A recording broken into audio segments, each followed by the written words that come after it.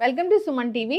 So జనరల్గా మనం ఈ మధ్యకాలంలో చూస్తూ ఉన్నాం కదా, ఏ స్కిట్ చూసినా ఏ సినిమా చూసినా సో పక్కింటి వాళ్ళ గురించి, పక్కింటి ఆంటీల మీద ఎక్కువగా జోకులు వేస్తూ ఒకలాంటి అసహ్యమైన కామెడీ చేస్తూ ఉంటారు. వాళ్ళ క్యారెక్టర్ గురించి ఎక్కువగా మాట్లాడుతూ ఉంటారు. దీని ప్రభావం అసలు ఈ జనరేషన్ మీద ఎలా ఉంటుంది, దీనివల్ల అసలు మనుషులు ఎలా మారుతారు, వివరాలు తెలుసుకుందాం. ఈరోజు మనతో పాటు ఉన్నారు ప్రముఖ family counsellor and motivational speaker Priya Chaudhary గారు. మేడం నమస్తే. తాకట్టులో ఉన్న బంగారాన్ని విడిపించి ఆ రోజు ఆన్లైన్ రేటుకే మేము కొంటాం. Sharma gold company. జనరల్గా మిమ్మల్ని స్పెషల్గా ఈ ఈ ఇంటర్వ్యూ కోసం పిలిచాను. మనం చూస్తూ ఉంటాం, అంటే పక్కింటి ఆంటీ అట్లా పక్కింటి ఆంటీ మీద కన్నుబడింది, సో పక్కింటి ఆంటీ మీద ఎక్కువ జోకులేస్తూ ఉంటారు. సో దీనివల్ల ఏమవుతుందంటే పక్కింటి వాళ్ళ మీద ఏదో ఒకలాంటి అభిప్రాయం కలుగుతుందనే అనుమానం కూడా కలుగుతూ ఉంది. సో సినిమాలో కావచ్చు, స్కిట్స్లో కావచ్చు, ఇలాగా. సో ఎందుకు పక్కింటి వాళ్ళు అంత టార్గెట్ అయ్యారు జనాలకి? అంటే మనిషి ఎలా ఆలోచిస్తున్నాడు అనేది అక్కడే రిఫ్లెక్ట్ అవుతుంది కదా. అంటే వాడికి పవిత్రంగా ఆలోచించడం అనేది, ధర్మబద్ధంగా ఆలోచించడం అనేది వాడి బుర్రకి రాదు. పక్కింటి ఆంటీని ఒక చెల్లిగానో, ఒక తల్లిగానో, లేకపోతే ఒక మంచి స్నేహితురాలుగానో, లేకపోతే ఇంకా ఒక పవిత్రమైన భావంతో చూడడం అనేది వాడికి రాదు. కాబట్టి వాడు అదే ఆస్పెక్ట్ తోటి తీసుకుంటాడు. లేదా వాడి భావజాలం ఏదైతే ఉందో జనం మీద రుద్దటం.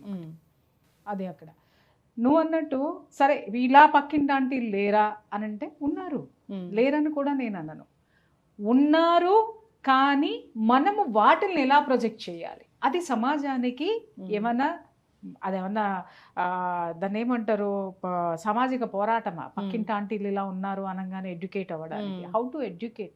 ఇప్పుడు మాధ్యమం అనేది మనం ఎడ్యుకేట్ చేయడానికి ఉంది, అది నేను ఫీల్ అవుతా. లేదా సత్యాన్ని గ్రహించడానికి, జనానికి చెప్పడానికి ఉంది తప్ప నువ్వు దాన్ని ఉపయోగించేసుకొని సమాజాన్ని భ్రష్టు పట్టించేటి, విలువలు లేవు అనేటటువంటి నెగిటివ్ థాట్స్లోకి ఈ మీడియా అనేది జనాలను తీసుకెళ్తుంది అనేది మాత్రం చాలా బాధగా ఉంటది.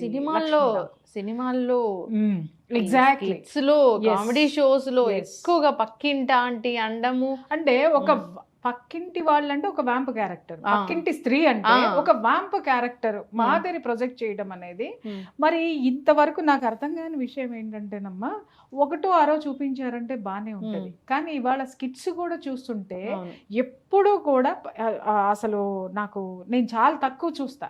ఎప్పుడన్నా నా కర్మగాలి నేను ఆన్ చేశాను అనంటే ఇలాంటివే వస్తూ ఉంటాయి. అది ఎంత బాధ వేస్తూ ఉంటుంది అంటే మనకి. కానీ జనం కూడా వ్యూవర్షిప్ విపరీతంగా దానికే ఉంటాయి. అంటే నవ్వుకుంటారు, ఎంజాయ్ చేస్తారు, ఇంకొకటి చేస్తారు, షేర్ చేస్తారు, లైక్ చేస్తారు, షేర్. అంటే మనిషిలో నువ్వు నాటుతున్నావా ఆ భావజాలాన్ని, లేదా వాళ్ళల్లో ఉన్న భావజాలాన్ని నువ్వు చెప్తున్నావా అంటే ఇక్కడ నేను ఒకటే చెప్తాను లక్ష్మి, నువ్వు సమాజాన్ని బాగు చేసేటటువంటి బాధ్యత నీకు ఒకటి ఉంటుంది. ఒక పౌరుడిగా లేదా ఒక పౌరురాలిగా నువ్వు చెప్పాల్సింది ఏంటి, సమాజంలో నైతిక విలువల్ని కాపాడాల్సినటువంటి బాధ్యత మనకుంది. అదే పక్కింట్లో మీ అమ్మగారు కూడా ఇప్పుడు అదే చెప్పబోతున్నా ఉంది. నువ్వు ఆ స్కిట్ తీసావు, లేదా ఆ కథ రాసావు, లేదా నువ్వు ఆ గాసిప్ అల్లావు నువ్వు, లేదా నువ్వు అదే చులకనగా నువ్వు మాట్లాడడం మొదలు పెట్టావు నీ పక్కింటి. మరి ఇదే పక్కిల్లు నీదిగా. అవును, ఇదే పక్కింట్లో నీ చెల్లి ఉందిగా, నీ భార్య ఉందిగా, నీ తల్లి ఉందిగా, నీ వదిన ఉందిగా. మరి వాళ్ళని కూడా వీళ్ళు అలాగే గాసిప్స్ మాట్లాడితే, లేదా అలాంటివి అంటగడితే, లేదా అలా లైన్ వేసుకుంటే వీళ్ళు కూడా నువ్వు చూపించిన క్యారెక్టర్లో లాగా ఏంటి వికారమైన హావభావాలతోటి అవతల వాడిని చూస్తే నువ్వు తట్టుకోగలవా? నువ్వు దాన్ని యాక్సెప్ట్ చేయగలవా? నువ్వు దాన్ని హా అని నవ్వగలవా? నువ్వు దాన్ని లైక్ చేయగలవా? అది నేను అడుగుతున్నాను.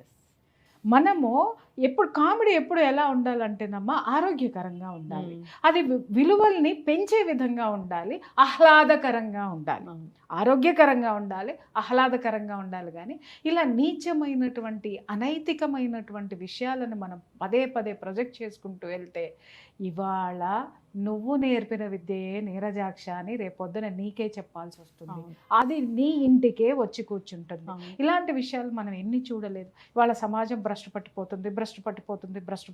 ఎందుకు పట్టదు? ఇలాంటి ఎపిసోడ్స్కి నువ్వు లైక్ చేసి లక్షలు కోట్లు మిలియన్స్ వ్యూవర్షిప్లు నువ్వు ఇస్తూ ఉంటే నువ్వు ఇంట్లో చూస్తున్నప్పుడు నీతో పాటు నీ పిల్లలు చూస్తున్నారు.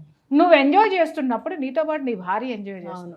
నీ భార్య ఏమనుకుంటుంది, ఇలాంటి వాళ్ళకే నేను చెప్తున్నా, నీ భార్య ఏమనుకుంటుంది ఇది తప్పు లేదు అనుకొని భర్త మీద కోపం వచ్చినప్పుడు పక్కింటి అన్నకో అంకుల్కో ఒకసారి చూసి నవ్వింది, ఆ నవ్వు ఇంకెక్కడికో వెళ్ళింది, నువ్వు భరిస్తావా?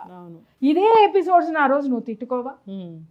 లేదు ఇదే ఎపిసోడ్ ఆ రోజు పెట్టుకుని ఎంజాయ్ చేస్తావా? నీ భార్య 4 పీకుతావు, 4 తంతావు, లేకపోతే అది కుల భ్రష్టురాలంటావు, లేకపోతే ఆడజాతికే కళంకం అంటావు, ఇంకోటి అంటావు. మరి ఆ కళంకమైనటువంటి ఆ చిత్రాలని చూపించేటప్పుడు నువ్వు ఎందుకు ఎంకరేజ్ చేస్తున్నావు? ఒక ప్రతి పౌరుడి యొక్క బాధ్యత కూడా ఉంది దీంట్లో. ఇలాంటివి ఎంకరేజ్ చేస్తున్నది ఎవరు? చూసేటటువంటి మనము, లైక్ చేసేటటువంటి వాళ్ళు. అంటే కామెడీ అంటే అక్రమ సంబంధాలు తప్ప వేరేది లేదు. అవును, వేరేది లేదు కూడా.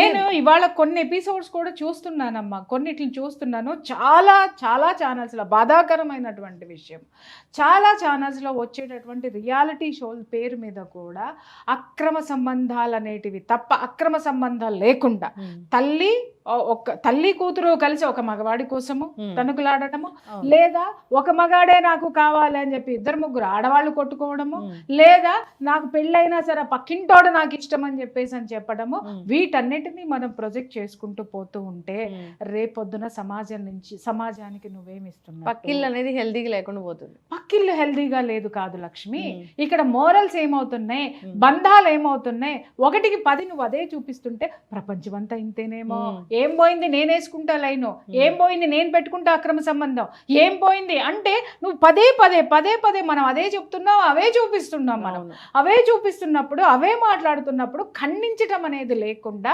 ఇవే చూపిస్తుంటే వాడేమనుకుంటాడంటే పర్వాలేదు ఆ ఆంటీని నేను లైన్ వేసుకోవడంలో తప్పే లేదు, లేకపోతే ఏమనుకుంటుంది పర్వాలేదు నా భర్త చేతగాని వాడో, నా భర్త నాకు నచ్చలేదు కాబట్టి నేను నా లవర్తో నేను ఉండడం తప్పే కాదు. ఎందుకంటే ప్రపంచమంతా ఇలాగే ఉంది, ఎందుకంటే మనం సాక్ష్యాలు చూపిస్తున్నాం కదా. సో వీటి ప్రభావం అంతా కూడా మన మీద ఉంటుంది. మనము నెక్స్ట్ జనరేషన్ని తయారు చేయాలి, పాడు చేయకూడదు. ఇలాంటి వాటన్నిటితో కూడా మన బిడ్డల్ని నాశనం చేస్తున్నాం, పక్కింటోడి బిడ్డ కాదమ్మా. ఎందుకు అనంటే ఈ సమాజంలో మన పిల్లలే ఉన్నారు, మన పిల్లలు ఎలా తయారవుతున్నారు, ఇలాంటివి మోరల్లెస్ కాన్సెప్ట్స్ అన్ని తీసుకొని మనం బ్రతికేస్తే చాలు, డబ్బు వస్తుందో లేకపోతే పేరు వస్తుందో లేకపోతే ఇంకొకటి వస్తుందో అని చెప్పేసి అని వాటిల్ని మనం ఎంకరేజ్ చేసుకుంటూ మన బ్రతుకు తెరువు కోసం వాటిల్ని మనం ఎంకరేజ్ చేస్తుంటే, ప్రోత్సహిస్తుంటే వాటిల్ని అందిపుచ్చుకునేది మన బిడ్డలే, నెక్స్ట్ తరమే. నెక్స్ట్ తరం ఎవరు? నీ బిడ్డ, నా బిడ్డ. రేపొద్దున మనం తలకాయలు పట్టుకొని కూర్చుని వాళ్ళకి మోరల్ చెప్తే మన బొమ్మలు మనకే చూపిస్తారు రేపొద్దున. ఇప్పుడు ఈ డబ్బు మనం సంపాదించిన డబ్బో, మనం ఇచ్చేటటువంటి కార్లో ఇవేమి మనకు మనశ్శాంతినివ్వవు. ఇంకొక విషయం చెప్తున్నాను, ఈ రోజుల్లో చాలా మంది మాట్లాడతారు, క్యారెక్టర్ ఎవరు చూస్తున్నాడు, డబ్బు ఉంటే చాలు రా. నాన్న అడగండి, నేను చెప్తా. డబ్బు ఇక్కడ ఎన్ని కాపురాల్ని కూలుస్తుందో చెప్తా, డబ్బు ఎన్ని కాపురాల్ని నిలబెట్టలేకపోతుందో చెప్తా. ప్రతి ఒక్కడు పక్క ఆడది 4గురిని మెయింటైన్ చేస్తూ ఉంటే వాడు గ్రేట్ అని ఫీల్ అయ్యి నేను కూడా లైన్ వేసుకుంటానన్న నా వంతు ఎప్పుడు వస్తుందా అని ఎదురు చూసే వీడు తన భార్య పొరపాటున పక్కవాడికి బాగున్నావా అని మెసేజ్ పెడితే విడాకుల వరకు వెళ్ళేటటువంటి కేసులు నా దగ్గర కోకుళ్ళలు ఉన్నాయి. ఎవడైనా తన వరకు వస్తే మోరల్సే చూసుకుంటున్నాడు, డబ్బు చూసుకోవట్లేదు, పేరు చూసుకోవట్లేదు, స్కిట్టులు చూసుకోవట్లేదు. అది మర్చిపోవద్దు. ఈ రోజు ఒక స్కిట్ చేస్తాడు, ఈరోజు ఒక సినిమా తీస్తాడు డైరెక్టరు, సో ఆ రోజుకి వాడు జీవితం, కానీ అది ఎంతమంది జనాల మీద ప్రభావం చూపిస్తుంది, ఎటు దారి తీస్తుంది అనేది చాలా చక్కగా చెప్పారు. ఇప్పుడు జనరల్గా కూడా మన పక్క ఫ్లాట్లో ఎవరో ఉంటారు, కానీ ఈ పక్కింటి స్కిట్లు, పక్కింటి ఆంటీలు ఇలాంటివి చూసి ఆ పక్కింటి వాళ్ళతో మాట్లాడాలంటేనే భయంగా ఉంటుంది. మాట్లాడాలంటే భయం తీసి పక్కన పెట్టమ్మా. ఇప్పుడు ఎట్లా అయిపోతుందనంటే ఒకప్పుడు చక్కగా వరుసలు పెట్టి పిలుచుకునేవారు, మామయ్య, అన్నయ్య, బావగారు అని కూడా చక్కగా పిలిచేవాళ్ళు. సంవత్సరాల తరబడి వాళ్ళ క్యాస్ట్ వేరు ఉండేది, యువతల వాళ్ళ క్యాస్ట్ వేరు ఉండేది. అయినా సరే అక్కగారు, బావగారు, మామయ్య ఇలాంటి ఇవాళ ఆ వరసలు అన్నా అని పిలిచినవే నా కర్మగాలి ఎన్నిన్నానో నేను చెప్పాను. అంటే ఎవ్వడు కూడా మానవతా విలువలకి, మానవ సంబంధాలకి, బంధాలకి, దాన్ని ఏమంటారు, ఆ సంబంధాలకి ఏ విధమైనటువంటి విలువని ఇవ్వడం లేదు. మనము ఆ వరసలకే అసలే విలువ లేదమ్మా. నిజంగా చెప్తున్నా. ఎందుకు అనంటే మనమే ప్రోత్సహిస్తున్నాం. మనం డబ్బు కావాలి, డబ్బు వెనుక మనం పడుతున్నాము. ఆ డబ్బు రేపొద్దున మనకి ఏ చెడు చేస్తుందో, మనం సమాజాన్ని ఏం చేస్తున్నాం అనేది ఎవరికి అర్థం కావట్లేదు. దయచేసి అర్థం చేసుకుంటే రేపొద్దున సమాజంలో మన పిల్లలు ఉన్నారు. అవును. ఎగ్జాక్ట్లీ. ఒక చిన్న కథ చెప్తాను నేను నీకు. అందరం చదువుకున్న కథే, అందరికీ తెలిసిన కథే. రాజుగారు గుర్రం మీద అలా స్వారీ చేద్దామని చెప్పేసి అని ఊళ్ళో తిరుగుతూ ఉంటే ఆ తోటలో తిరుగుతూ ఉంటాడు. తిరుగుతూ ఉంటే ఒక తోట దగ్గరికి వచ్చి ఆగేసరికి ఒక చాలా పండు ముదుసలి, అంటే ఒక 90 years అనుకో, అతను ఒక మొక్కలు మామిడి మొక్కలు నాటుతూ ఉంటాడు. నాటుతూ ఉంటే రాజు చూస్తాడు, ఏం చేస్తున్నావు తాత అని అంటే, మామిడి మొక్కలు నాటుతున్నాను అని అంటే, రాజు ఎటకారం చేస్తాడు, ఒరే ఎంత ఆశ కాకపోతే నీకు, ఆ మొక్కలు పెరిగి పెద్దయి పళ్ళిచ్చేదాకా నువ్వు బతుకుంటావా అని అడుగుతాడు. అప్పుడు పక్కనే అప్పుడు రాజుగారు వచ్చారు కదా అని చెప్పేసి రాజుగారికి ఒక పండు కోసిస్తే తిని అమృతంలాగా ఉందంటే, ఈ చెట్టు మా తాత నాటాడు, ఇది నేను అనుభవిస్తున్నా, మీరు అనుభవిస్తున్నారు. నేను నాటిన ఈ మొక్క రేపు పొద్దున నా బిడ్డలు, నా మనవాళ్ళు, వాళ్ళ పిల్లలు అనుభవిస్తారు అని చెప్పి ప్రతిఫలాన్ని ఇచ్చేటటువంటిది ఆ యొక్క మన వారసత్వం ఏమిస్తున్నాము, ఆకలి తీర్చేటటువంటి దాన్ని ఆ కథలో, నీతి కథలో చెప్పారు. ఇలాంటి నీతి కథలు పోయి పక్కింటి ఆంటీల గురించి, పిల్లల్ని ఎలా మాట్లాడాలి, చిన్న చిన్న పిల్లలతోటి ఏవేవో స్కిట్స్ చేయించటము, అతి భయానకంగా తయారైనటువంటి ఈ వాతావరణాన్ని చూస్తుంటే బాధగా ఉందాం. జనరల్గా మేడం మనం అనుకున్నట్లుగానే ఇప్పుడు పక్కింటికి మనం చిన్నపిల్లల్ని పంపించాలన్నా భయపడతాం. అంటే మనం కొన్ని చూసాం సంఘటనలు. సో అంటే వీటి ప్రభావం ఉండొచ్చు, జనరల్గా మనుషుల మెంటాలిటీస్ ఇలా మారిపోయి కూడా ఉండొచ్చు. ఎగ్జాక్ట్లీ. ఓవరాల్గా మాట్లాడుకుంటే అసలు ఒక పక్కిల్లే ఉందనుకోండి, ఆ పక్కింటి వాళ్ళతోని మనం ఎంతవరకు మాట్లాడడం కానీ, సో ఎంతవరకు రిలేషన్ మెయింటైన్ చేయడం కానీ ఉండాలి. కొందరైతే బాగా మాట్లాడితే ఇళ్ళలోకి వచ్చి అన్ని తీసుకొని పోయిన రోజులు కూడా ఉంటాయి. అవును. సో ఎంత జాగ్రత్తగా ఉండాలి, ఎంత దూరం పెట్టాలి, సో ఎంతవరకు ఉంటే మంచిది? ఇక్కడ ఒక విషయం నేను చెప్తాను. చాలా మంచి ప్రశ్న వేసావమ్మా. మనము అతిగా చేయటం అనేది కొన్ని అలవాట్లు మనలో ఉంటాయి. ఎవరైనా మనతో బాగా మాట్లాడుతుంటే, ఇంకా ఎందుకంటే మనకి చుట్టుపక్కల మన ఇంట్లో ఎవరు మాట్లాడరు మనతో, మనల్ని ఎవరు మంచిగా రిసీవ్ చేసుకోరు, మన బాధలు చెప్పడానికి ఒకళ్ళు కావాలి. అప్పుడు పక్కింటి వాళ్ళు చాలా బాగా కనిపించారు అనుకుందాం, మనతో బాగున్నారు అనుకుందాం, ఇంకా వాళ్ళకి మొత్తం చెప్పేసుకొని కూర్చుంటాం. మనకేంటి, అరే మన బాధ వినడానికి వాళ్ళు వచ్చారు కదా అని చెప్పేసి అని అమాయకత్వంతో లేకపోతే ఇంకోటో చెప్పుకుంటాం. కానీ దాన్ని వాళ్ళు ఒక అమ్మతనంతో అర్థం చేసుకుంటే మనం అదృష్టవంతులం. కానీ అవకాశవాదులయ్యి మనల్ని రేపొద్దున బ్లాక్మెయిల్ చేస్తూ, మన నుంచి పనులు సాధించుకుంటూ, లేకపోతే మన జీవితాల్ని, మన కాపురాల్ని కూలగొట్టేటటువంటి తత్వాలు కనుక వస్తే మాత్రమో అది భయంకరమైనటువంటి నరకం. ఇలాంటివి నేను చాలా ఫేస్ చేశాను కాబట్టి నేను చెప్తున్నా. కాబట్టి ఎలా మసులుకోవాలని నువ్వు అన్నప్పుడు మన జాగ్రత్తలో మనం ఎప్పుడూ ఉండాలి. ఎంత పరీక్షించినా వాళ్ళల్లో ఏదో ఒక కోణం అవసరానికి బయటపడుతూనే ఉంటుంది. కాబట్టి ఎప్పుడూ కూడా మన పెద్దవాళ్ళు చెప్తారు, సంసారం గుట్టు రోగం రట్టు అని. మనమేమో మనకున్న రోగాల్ని ఎవరికీ చెప్పుకోం, సంసారాన్ని మాత్రం అందరికీ చెప్పేస్తూ ఉంటాం. చెప్పుకోవాల్సింది ఒక్కడే, విశ్వానికి చెప్పండి, విశ్వం రెడీగా ఉంది మీ సమస్యలు తీర్చడానికి. ఆ టైంకి ఎవరు కావాలో వాళ్ళకి ఇవ్వడానికి ఉంటుంది. ఎందుకంటే వాళ్ళు ఎవరిని నమ్మేటటువంటి పరిస్థితి లేదు, జాయింట్ ఫ్యామిలీస్ లేవు, మనల్ని అర్థం చేసుకునేటటువంటి ప్రపంచం లేదు.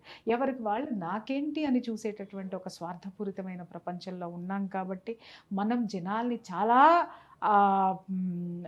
వాళ్ళని ఒక అర్థం చేసుకున్న తర్వాతనే మనం ఓపెన్ అవ్వడం కూడా అన్నీ అవ్వాల్సిన అవసరం అయితే లేదమ్మా. ఈరోజు ఎవరు మనకు ఆర్చేవాళ్ళు తీర్చేవాళ్ళు ఎవరు లేరు. ఈరోజు మా కౌన్సిలర్స్ దగ్గరికి జనం ఎందుకు వస్తున్నారు అని అంటే, ప్రపంచం లేదు, అలా ఎవరు కూడా లేరు, వాళ్ళని ఓదార్చే వాళ్ళు లేరు, దారి చూపించేటటువంటి వాళ్ళు లేరు. ఇలా ఉంది ప్రపంచం. కాబట్టి ఈ ప్రపంచానికి నీకు ఒక స్నేహితురాలు దొరికిందంటే నువ్వు అదృష్టవంతురాలు, లేదా నీకు నువ్వే స్నేహితురాలు, నీ యాటిట్యూడే నీకు స్నేహితురాలు. లేదా ఏదైనా పని వ్యాపకం పెట్టుకోండి, దాని ద్వారా వెళ్ళండి తప్ప ఒకరి మీద ఆధారపడటం, రాసుకొని పోసుకోవటం, రేపు పొద్దున మొహాలు తిప్పుకోవటం, ఇవన్నీ ఒక సోషలైజ్డ్ లైఫ్లో చాలా అసహ్యంగా ఉంటాయి. కాబట్టి మనం ఎంతవరకు ఉండాలో అంతవరకే. కాఫీ ఇచ్చి పుచ్చుకున్నావా, తాగినంతసేపు బాగున్నావా, డ్రెస్ బాగుందా, గొలుసు బాగుందా, అన్నీ బాగున్నాయా, లేదు నీ ఇంట్లో ఏదైనా చిక్కు సమస్య వచ్చి వాళ్ళు ఏంటమ్మా అని వచ్చి అడిగారా, ఒక లైన్లో చెప్పు, ఏదోలేండి మానేసేయండి. వాళ్ళకి అర్థమైతే, వాళ్ళు నిజంగా సహృదయులు అయితే నీకు ఖచ్చితంగా ఒక సలహా ఇచ్చేసి వెళ్తారు. ఎందుకంటే వాళ్ళకి నువ్వు మొత్తం చెప్పక్కర్లా, వాళ్ళు గమనిస్తారు. కాబట్టి అది తీసుకో. మనంతటికి మనం పోయి మనం ఏడ్చుకొని మనం ఏదో చెప్పేస్తే కాపురాలు కూల్చిన వాళ్ళు బోల్డ్ మంది ఉన్నారు. ఎస్, ఎగ్జాక్ట్లీ, ఖచ్చితంగా మేడం, చాలా చక్కగా చాలా చెప్పారు. జాగ్రత్తగా ఉండండి. Yes. ఇరుగు పొరుగుతోటి ఎప్పుడూ కూడా ఇదివరకు ఉన్నంత ఆరోగ్యకరమైనటువంటి వాతావరణం అయితే లేదు. మీకంటూ ఒక యాటిట్యూడ్ ఏర్పరచుకోండి. మీ మీద మీకు ఒక నమ్మకం ఉండాలి, ధైర్యం ఎప్పుడూ ఉండాలి. పల్లెటూళ్ళు కూడా మేడం, పల్లెటూళ్ళు కూడా ఇదే పంతా కొనసాగిస్తూ ఉన్నాయి.